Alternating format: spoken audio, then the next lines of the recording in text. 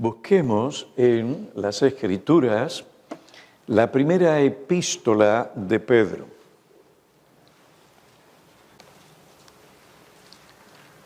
Voy a leer los versículos 14 al 19 del capítulo 1. Capítulo 1, versículos 14 al 19. Como hijos obedientes, no os conforméis a los deseos que antes teníais en vuestra ignorancia, sino que así como aquel que os llamó es santo, así también sed vosotros santos en toda vuestra manera de vivir, porque escrito está, sed santos, porque yo soy santo. Vamos a orar. Oh Padre, te alabamos por tu santidad. Eres trascendente y puro. No hay nadie como tú en pureza, perfección. Te alabamos por tu gracia que nos llamó de las tinieblas, que nos libró del dominio absoluto del pecado, para llevarnos al reino de Cristo y servirte con fidelidad. Te suplicamos en esta ocasión que tú nos des de tu Espíritu para que podamos exponer y aplicar tu palabra. Llévala con poder y gracia a nuestras mentes y corazones para que transformen nuestras vidas a medida que nosotros, por el poder de tu Espíritu, la aplicamos. Ven y ayúdanos para que reflejemos la santidad de Cristo. Te lo suplicamos en su nombre. Amén. Aunque Pedro escribe a los cristianos para mostrarles cómo enfrentar el sufrimiento, su objetivo principal tras este esfuerzo es que los creyentes sean santos en su padecimiento y aún en toda su manera de vivir. Este es uno de los motivos por el que Dios, mediante su Espíritu, santifica a aquellos que Él elige para salvación. Estos son elegidos para ser objetos de su gracia salvadora. Capítulo 1, versículo 2. Elegidos según el previo conocimiento de Dios para la obra santificadora del Espíritu, para obedecer a Jesucristo. La obra santificadora del Espíritu de Dios se puede definir como la obra del Espíritu Santo en el pecador elegido y regenerado, mediante la cual el poder absoluto del pecado es quebrantado y los diversos deseos del pecado son debilitados y mortificados más y más. La imagen de Dios es restaurada y el cristiano es vivificado y fortalecido en todas las virtudes salvadoras para la práctica de la santidad, sin la cual nadie verá al Señor. La obra de santificación se lleva a cabo en tres distintas etapas. La primera es la santificación definitiva, esa santificación inicial. En esta etapa el Espíritu Santo quebranta el poder absoluto del pecado en el hombre. Romanos capítulo 6, versículos 6 y 7. Este rompimiento es final e irreversible. Ahora el hombre está libre para servir a Dios. La segunda etapa es la santificación progresiva. En esta etapa el creyente es purificado del pecado y se restaura gradualmente la imagen de Cristo en él. Tanto el espíritu como el creyente están activos en esta etapa de la santificación. Filipenses capítulo 2, versículo 12 y 13.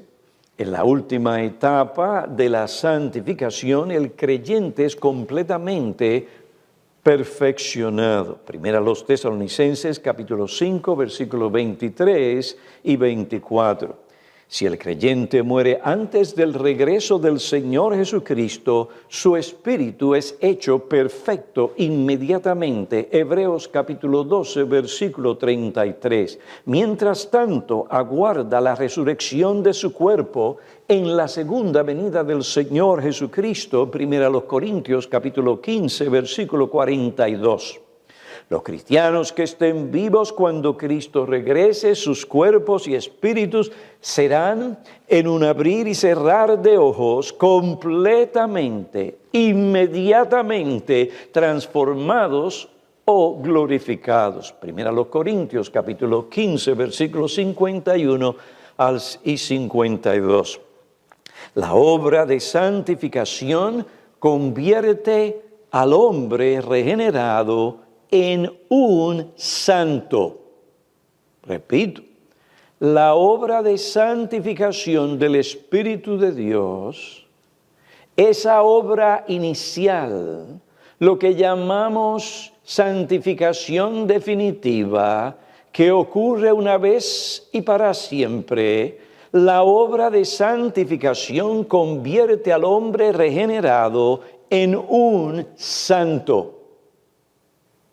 Y esto sucede aquí en la tierra. ¿Qué significa ser santo? Consideremos el significado de este término. Un santo en el Nuevo Testamento es alguien que ha sido santificado. Primera a los Corintios, capítulo 1, versículo 2, búsquenlo. A la iglesia de Dios que está en Corinto, a los que han sido santificados en Cristo Jesús, llamados a ser santos con todos los que en cualquier parte invocan el nombre de nuestro Señor Jesucristo. Aquellos que Dios por su Espíritu santifica, son santos. Santificación es una obra espiritual en que el Espíritu opera en el corazón del hombre regenerado. Un hombre, una mujer regenerado no se convierte en un santo porque es un modelo heroico de virtudes cristianas, por haber hecho varios milagros en la tierra, por su intercesión en el cielo a favor de otros, o por un acto oficial de la iglesia. No, un hombre o una mujer regenerado se convierte en un santo por la obra santificadora que el Espíritu Santo realiza en el corazón de esa persona cuando Cristo le salva del pecado. Esto ocurre aquí en la tierra. Observen, Pablo habla a los corintios y los describe como aquellos que han sido santificados, es decir, llamados a ser santos, santos aquí en la tierra. No santos a esperar que ocurra o pase un gran tiempo para entonces ver si ha realizado 3 milagros o llena los requisitos de cierta iglesia. No. Pablo llama santos a los creyentes en la iglesia de Filipos. Filipenses 1:1 declara: Pablo y Timoteo, siervos de Cristo Jesús, a todos los santos en Cristo Jesús, que están, ¿dónde? ¿En el cielo? No, que están en Filipos, en la tierra. En su segunda epístola a los Corintios, Pablo llama santos a todos los que están en toda Acaya. Capítulo 1, versículo 1. En unión a Cristo, fueron santificados y por esta razón son santos. Lamentablemente, algunos han cambiado el significado bíblico de la palabra santo. En un capítulo de su libro sobre la santidad de Dios, el conocido gran teólogo contemporáneo R.C. Sproul abunda sobre este tema. Él dice, los cristianos en la iglesia primitiva eran llamados santos. Desde aquel tiempo la palabra santo ha sufrido fuertes cambios en nuestro vocabulario. Ahora la palabra santo conjura imágenes de una persona superjusta, una persona de piedad extraordinaria o de poder espiritual. La Iglesia Católica Romana la ha transformado en un título para aquellos que han sido canonizados dentro de una lista especial de héroes y de heroínas espirituales. La Biblia usa la palabra santo para el creyente común. La palabra significa uno que es santo. Los cristianos del Nuevo Testamento eran los santos. Ahora, parece extraño que el término se usara para creyentes que están luchando contra toda clase de pecado.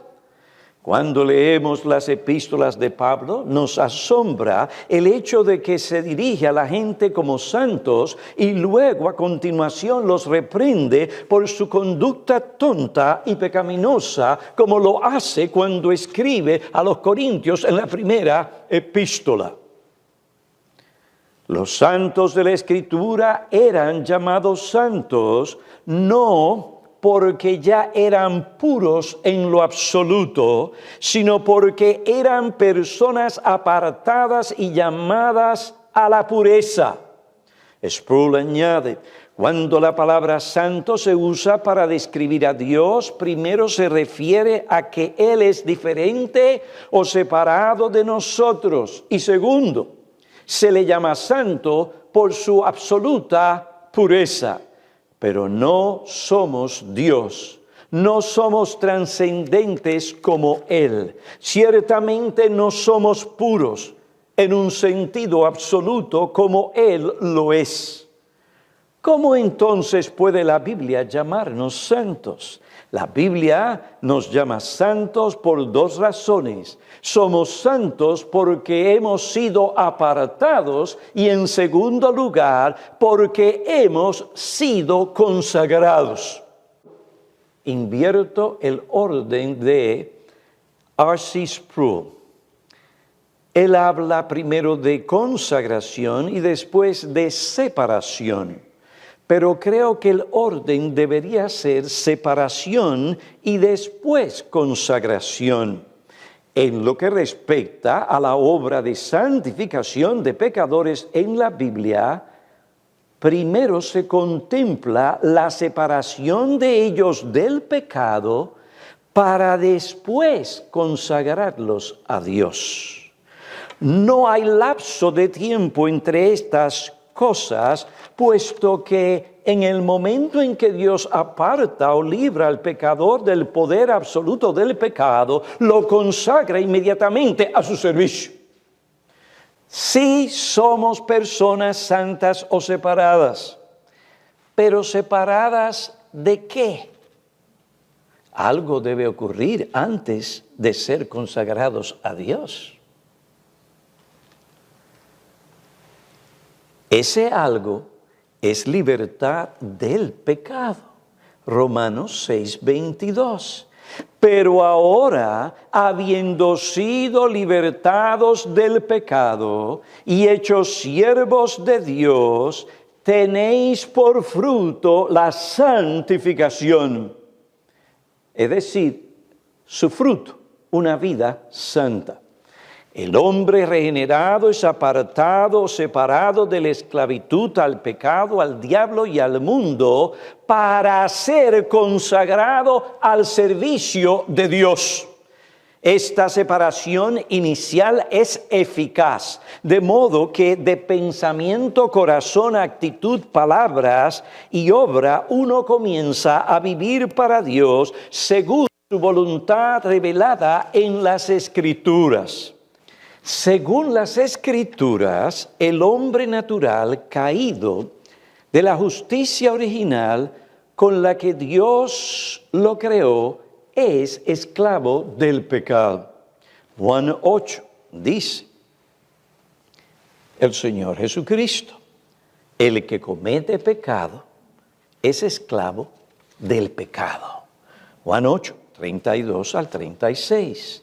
En Romanos 6, versículo 16, Pablo declara, ¿no sabéis que cuando os presentáis a alguno como esclavos para obedecerle, sois esclavos de aquel a quien obedecéis, ya sea para el pecado, para muerte, o la obediencia para la justicia? Solo Cristo, por medio del Espíritu Santo, libra al pecador de la esclavitud del pecado. Por esta razón Él mismo dijo, y seréis libres cuando el Hijo os haga libres. El hombre perdido es esclavo no solo del pecado, de esa naturaleza pecaminosa, de ese principio en su corazón que es contra Dios, de esa naturaleza interna que se opone a Dios. El hombre perdido es esclavo no solo del pecado, sino que también es esclavo del diablo. Cristo dijo a los judíos, que equivocadamente pensaban que eran hijos de Dios por ser descendientes de Abraham, que si Dios fuera su padre, ellos le amarían.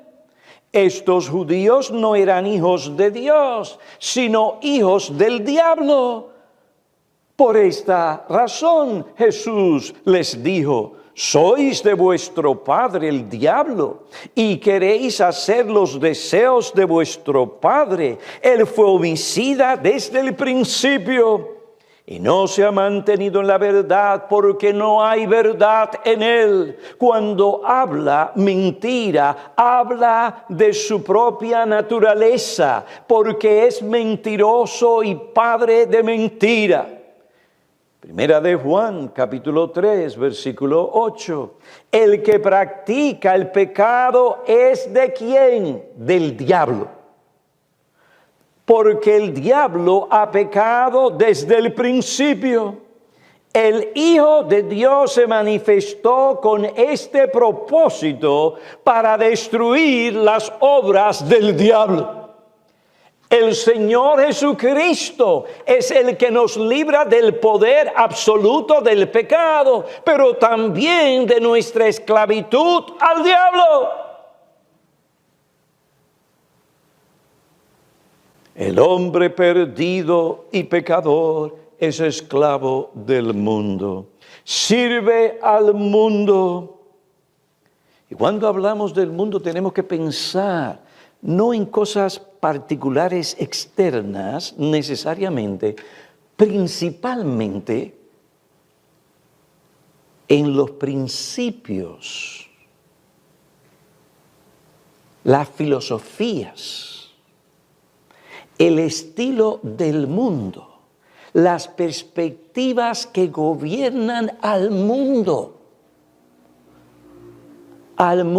de personas no regeneradas. El hombre pecador es esclavo del mundo, sirve al mundo. Por esto no toma en cuenta a Dios. Esto es fácil de mostrar. La mayoría de programas en lo que respecta a la familia se vive, se afronta la vida en lo que respecta a Hollywood sin Dios.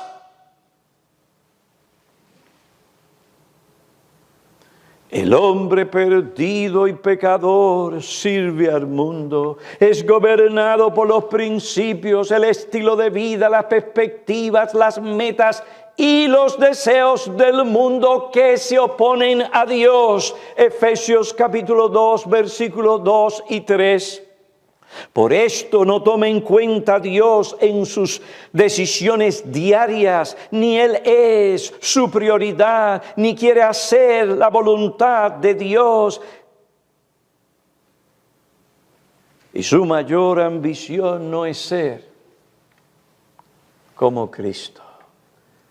El mundo, constituido de pecadores, se opone a Dios. En ese sentido, eso es ser mundano. El pecador sirve al diablo y al mundo porque sobre todo es esclavo del pecado. Le espera, si muere en esa condición, el infierno. Pero hay esperanza para ti, mi amigo. Hay esperanza para ti, porque Cristo vino a este mundo a salvar a pecadores. Y Él continúa por medio de su Espíritu y de su palabra hoy salvando a pecadores, llamándolos de las tinieblas para que vengan a servirle. El hombre puede ser libre del pecado. Ahora, para esto tiene que reconocer que es esclavo del pecado, que sirve al diablo y a este mundo. Esto es importante. Es importante que también entienda que Él no es hijo de Dios. Él es hijo del diablo. Si tú hoy en este lugar estás sin Cristo, si tú todavía no has sido librado del poder absoluto del pecado, tu padre, según las palabras de Cristo en Juan capítulo 8, no es Dios, es el diablo. Él es tu padre.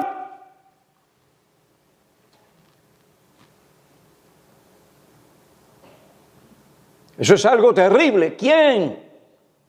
¿A quién le gusta que le digan tú eres hijo del diablo?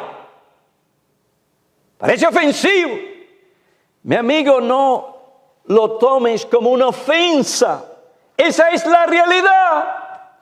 El pecado te lleva a la esclavitud del diablo y del mundo. Y el que hace la voluntad del mundo perecerá para siempre. ¿Quién puede librarte de esa condición en este momento, en esta mañana? No se trata de venir al frente, se trata de ir a Cristo, de creer en Cristo, de creer en el Cristo de la Biblia, de entregarte a Él por la fe. Oh, amigo, ten piedad de ti mismo. Busca hoy al Señor Jesucristo. En Él hay verdadera liberación. Sí, verdadera liberación del pecado, del diablo y del mundo. Y aquellos que le recibieron a Él, a Cristo, se les dio potestad y el derecho de ser llamados hijos de Dios. ¿Qué esperas? Ve a Cristo, abrázalo y recíbelo por la fe. Somos santos porque Dios en Cristo, en unión al Salvador, una unión espiritual, nos ha separado del pecado, del diablo y del mundo para ser esclavos de Dios y de su Hijo Jesucristo. Romanos 6, 11. Somos separados para ser purificados diariamente, primera de Juan 3:3, y todo el que tiene esta esperanza puesta en Cristo se purifica a sí mismo, así como Él es puro. Somos separados para una esperanza viva, para una vida eterna. Primera de Pedro, capítulo 1, versículos 3 y 4. Esto nos lleva a la segunda razón por la que somos santos. Primero, hemos sido separados. En segundo lugar, hemos sido consagrados. Somos santos porque hemos sido separados. En segundo lugar, porque hemos sido consagrados. Hemos sido consagrados para vivir una vida diferente o una vida de desconformidad, como declara Sproul. Esto no significa que el cristiano está llamado a estar desconforme por simplemente serlo. Tampoco este es un llamado a estar desconforme o insatisfecho con la providencia de Dios. En lo que respecta a la providencia o lo que Dios ordena para nosotros o para nuestras vidas, debemos estar conformes y contentos. Debemos someternos hasta que Dios disponga otra cosa. Hebreos 13, versículo 5, 1 Timoteo capítulo 6, versículos 7 y 8. Por otro lado, el cristiano en relación al mundo tiene que estar desconforme. Es decir, tiene que desaprobar, condenar y resistir al mundo. Romanos capítulo 12, versículo 1 y 2, dice: por consiguiente, hermanos, os ruego por las misericordias de Dios que presentéis vuestros cuerpos como sacrificio vivo y santo, aceptable a Dios, y no os adaptéis, en la versión del 60, y no os conforméis al mundo, en virtud de las misericordias de Dios, y una de ellas, según Pablo, en la epístola a los romanos, es la santificación, la liberación del pecado. En virtud de las misericordias de Dios, Pablo le dice a los creyentes en Roma que no se adapten o no se conformen al mundo. Pablo nos llama a presentar nuestros cuerpos en sacrificio vivo, santo, agradable a Dios, lo que es nuestro culto o nuestra adoración a Él. Hemos sido librados del pecado, hemos sido librados del diablo y del mundo. ¿Para qué? Para vivir para Dios, para vivir vidas dedicadas y consagradas a Él. Él es el centro ahora de nuestra vida, no como antes el centro éramos nosotros, era nuestro yo.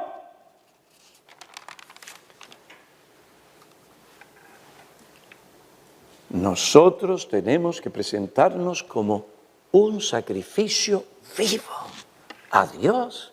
Esto no es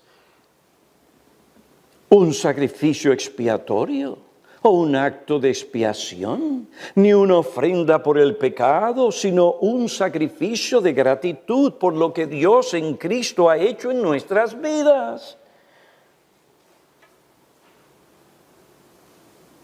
Porque Dios ha hecho una obra espiritual en nosotros, somos personas que han sido consagradas al servicio de Dios. Esto nos llama a vivir una vida diferente al mundo. ¿Tú no quieres ser diferente al mundo? Lo que tú estás diciendo es que tú no quieres a Dios, que tú no quieres ser santo.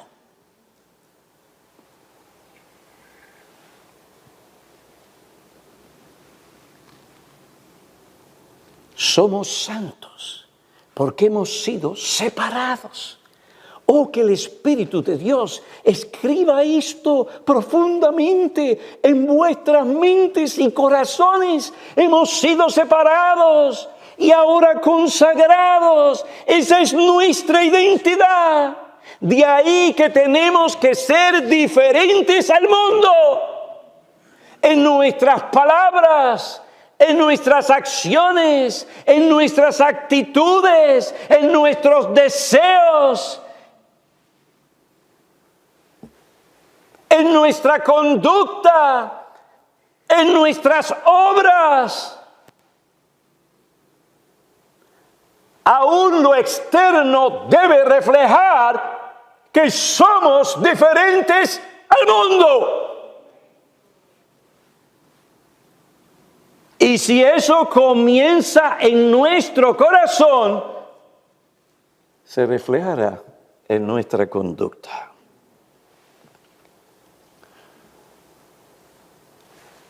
Dios nos llama a vivir una vida diferente al mundo, una vida de desconformidad con los principios, estilo de vida y pensamientos que se oponen a Dios y a su santa ley.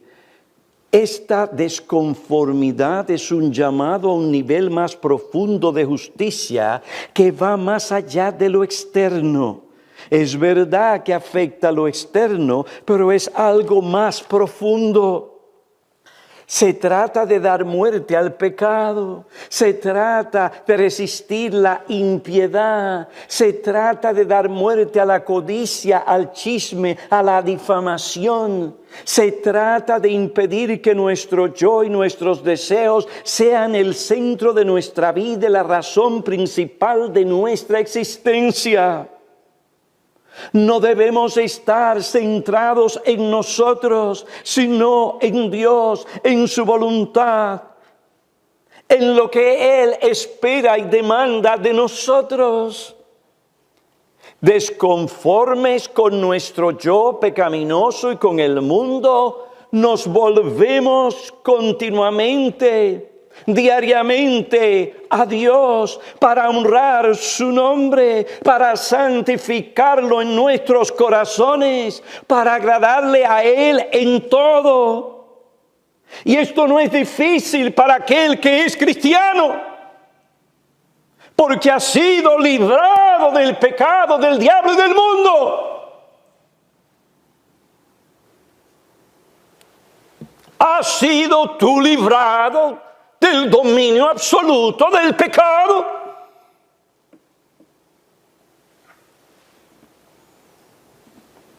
Como personas consagradas,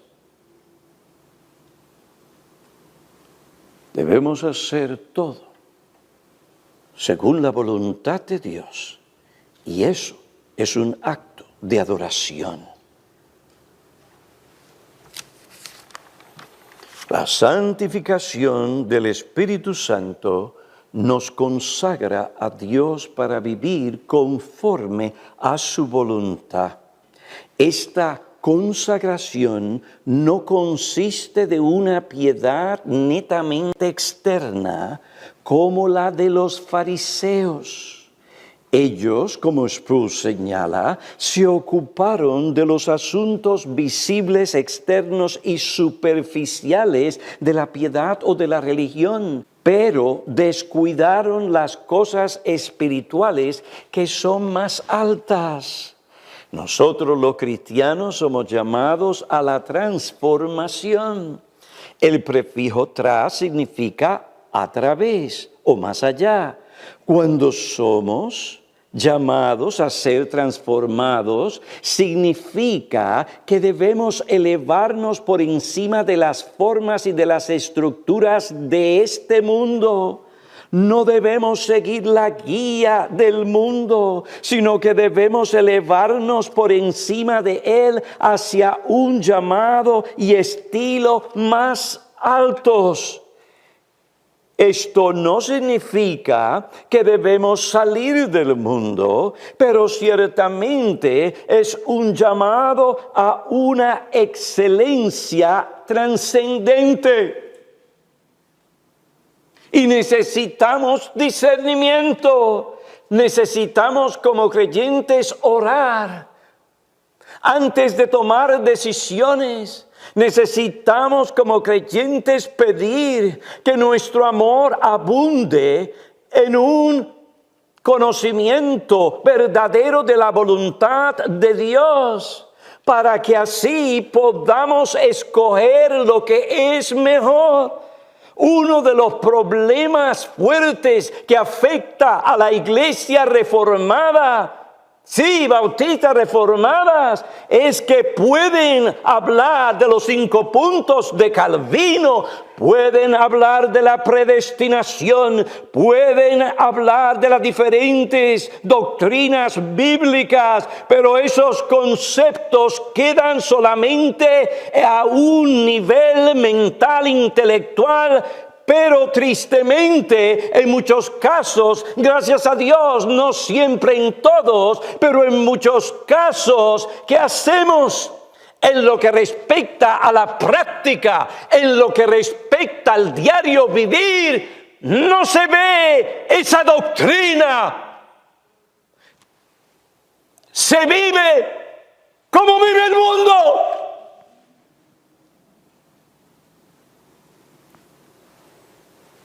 Hay una gran falta de discernimiento. Aquí mismo, en esta iglesia. Yo a veces digo, pero ¿qué pasó aquí? ¿Qué pasó aquí? Esa falta de discernimiento se ve como criamos nuestros hijos. Esa falta de discernimiento se ve también en las cosas que hacemos en nuestros hogares, que no van según la voluntad de Dios. Se refleja en la manera en que vestimos. Se refleja en nuestras prioridades. Estamos buscando la comodidad. El mundo busca la comodidad. Y si usted vive en los Estados Unidos de América, se puede dar ese lujo. El principio comodidad muchas veces gobierna la mente, el corazón y la conducta, las aspiraciones y el futuro.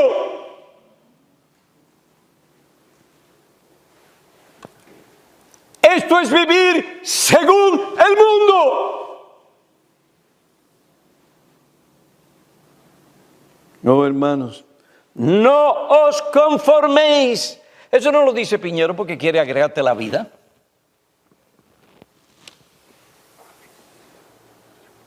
No, porque eso es lo que dice la palabra de Dios.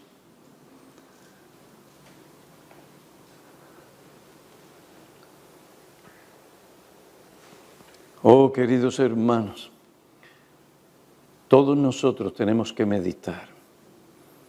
Yo me encuentro en falta en esta mañana. ¿Te encuentras tú en falta? Oh, que el Señor tenga misericordia, nos perdone, nos limpie de toda nuestra maldad, pero que nos dé discernimiento. Que no estemos peleando unos con otros y pensando mal unos de otros. No, estamos buscando el bien de ustedes, pero sobre todo queremos que santificar a Cristo en nuestras vidas, siendo diferentes al mundo.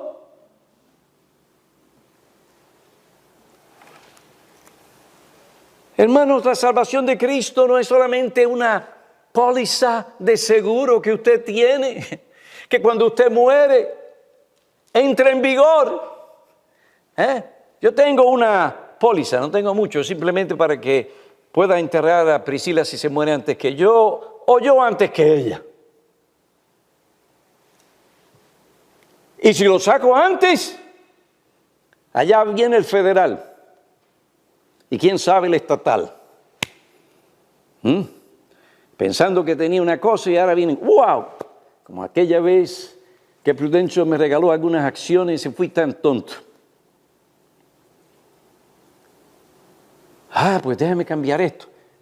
Cuando lo cambié, óigame, el federal se llevó todo. No todo, pero óigame, me dejó. Yo dije, ¿qué?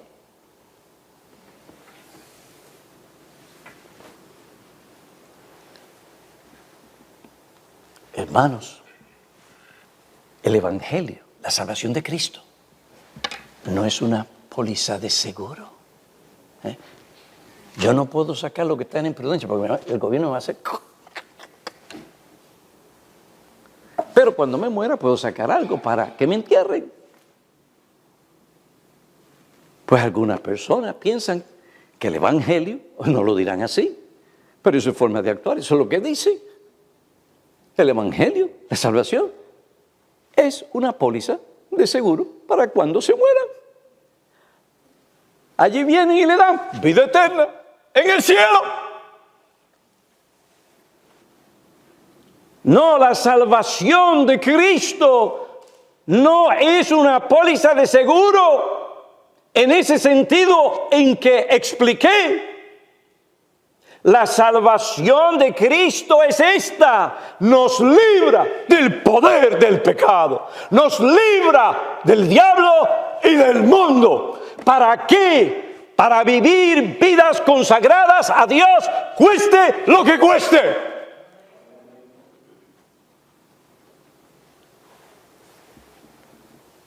Dice Sproul, el cristiano que se da a sí mismo como sacrificio vivo y ofrenda su adoración de esta manera es una persona con un alto nivel de disciplina. No se satisface con formas superficiales de justicia. El santo es llamado a una búsqueda rigurosa del reino de Dios. Este es un llamado a la profundidad en su comprensión espiritual.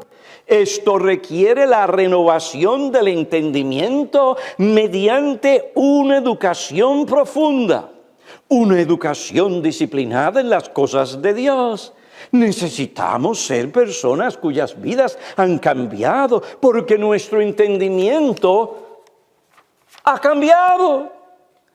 La verdadera transformación viene al ganar una nueva comprensión de Dios, del hombre y del mundo. Lo que perseguimos en última instancia es conformarnos a la imagen de Cristo. Debemos ser como Jesús, no en el sentido de deidad, porque no somos hombres dioses. Sin embargo, nuestra humanidad debe reflejar la humanidad perfecta de Jesús. Para conformarnos a Jesús, primero tenemos que comenzar por pensar como Jesús. Necesitamos valorar las cosas que Él valora y despreciar las que Él desprecia. Necesitamos tener las mismas prioridades que Él tiene.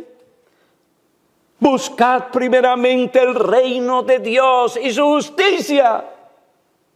Necesitamos considerar importantes las cosas que Él, Cristo, considera importantes. Eso no puede ocurrir sin un dominio de la palabra de Dios. La llave del crecimiento espiritual es la educación cristiana en profundidad. Deja de ser superficial y lo será si no indagas, si no estudias, si no meditas, si no profundizas en la palabra de Dios con un espíritu de oración. No simplemente para ser más estudioso o estudiado, no. No debemos ser como el resto del mundo. Esto requiere de un serio nivel de sacrificio. No debemos ser como el resto del mundo, que estamos contentos con vivir nuestras vidas con una comprensión superficial de Dios. Debemos crecer insatisfechos con la leche espiritual y hambrientos de carne espiritual. Estas palabras de Sproul, que aquí y allá he parafraseado, son dignas de nuestra seria consideración y aplicación. Os ruego por las misericordias de Dios, que presentemos nuestros cuerpos, todo lo que somos, como sacrificio vivo, santo y agradable a Dios. ¿Cómo? Siendo desconformes con el mundo, en lucha con el mundo, no andando con el mundo o coqueteando con el mundo. Siendo desconformes con el mundo y por la renovación de nuestra mente. El verdadero cristiano ha sido santificado por el Espíritu de Dios. Como tal, es un santo. Se le llama de esta manera por dos razones. Ha sido apartado de la esclavitud al pecado, al diablo y al mundo, para ser consagrado completamente para Dios, para servir a Dios, para vivir diariamente una vida santa. ¿Cuáles son las implicaciones prácticas de estas verdades? Nuestra identidad nos recuerda la manera en que tenemos que vivir. ¿Qué tú eres? Te ve a la persona con esa gorra, que dice yankee, ¿verdad? Se la ponen, esa es su identidad. Yo soy yankee. Y otros tienen una gorra roja. Y yo soy de, ya ustedes saben quién.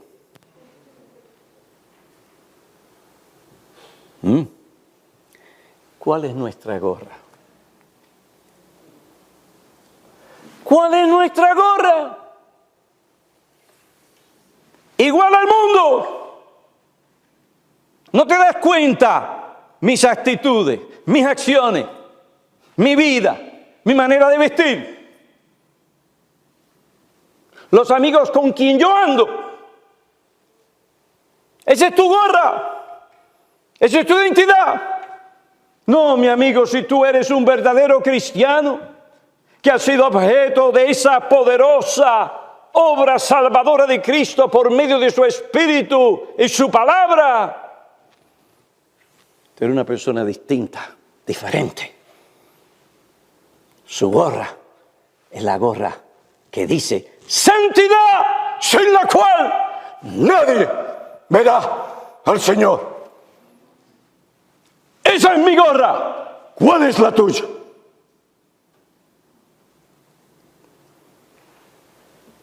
Cuando la gente ve tu gorra, ¿qué dice de ti?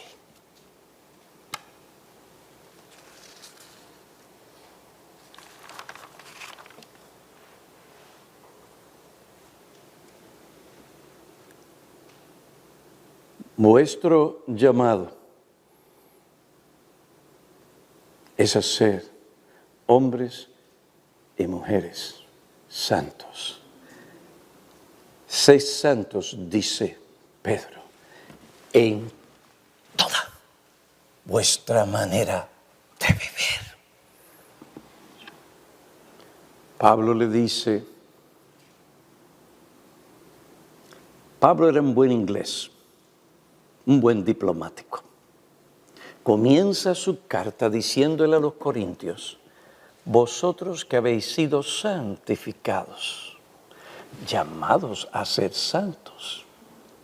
¿Usted cree que él puso eso ahí porque simplemente quería sonar espiritual o verse como uno? No.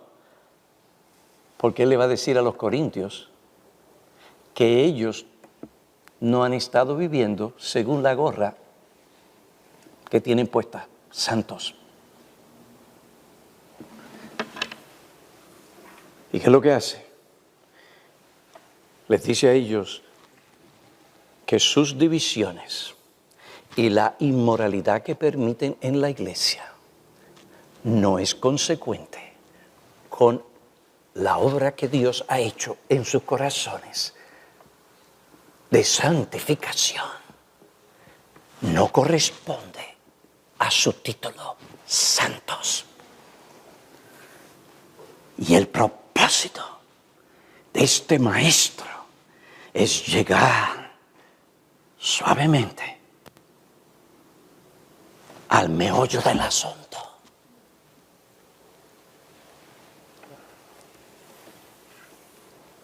Corintios, vivid según lo que sois. Pedro a los cristianos de Asia, vivid según lo que sois, santos.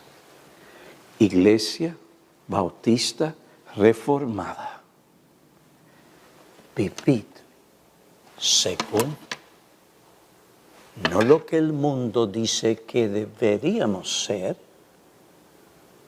o lo que el mundo quiere que nosotros seamos, sino lo que Dios quiere, por lo que Dios ha hecho y sigue haciendo en nosotros. Santos. Oh, que el Señor tenga misericordia de nosotros. Gracias por la sangre de Cristo, miserable hombre de mí, ¿quién me librará de este cuerpo de muerte? Gracias a Dios por el Señor Jesucristo. Cristianos, anímense. Sí está difícil allá afuera, es difícil vivir aquí, pero tenemos un Dios poderoso. Que el Señor nos ayude a vivir en santidad, o como hombres y mujeres santos, en toda nuestra manera de vivir. A Él sea la gloria, que así sea. Señor, reprende al diablo. Y que los pensamientos dados aquí nos lleven a mirar dónde estamos. Aquí vino el pastor a juzgarme ahora. No, mi hermano, no, mi hermana, oye bien, no. ¿Qué dice la Biblia? Déjate de cosas. Si no, no vas a crecer en santidad. Y la santidad no es un lujo, es un asunto de vida y muerte. Sin santidad nadie verá al Señor. Y tú sigues coqueteando con el mundo, te verás enredado con el mundo. Y si no sales de ahí, entonces se declarará tu verdadera identidad, que no eres de Dios, ni eres un santo. Oh amigo, que Dios grabe estas palabras en tu corazón y en el mío. Y por su gracia nos ayude a vivir vidas santas para su gloria. Amén. Oh Padre, gracias te damos por la enseñanza de tu palabra. Perdónanos, porque nosotros en diferentes cosas no hemos reflejado tu santidad. Más bien, nos parecemos al mundo. Perdónanos. Permítenos vivir según lo que tú has hecho en nuestras vidas para reflejar, por la renovación de la mente, por la palabra, reflejar la imagen de Cristo. En Él te lo suplicamos. Amén.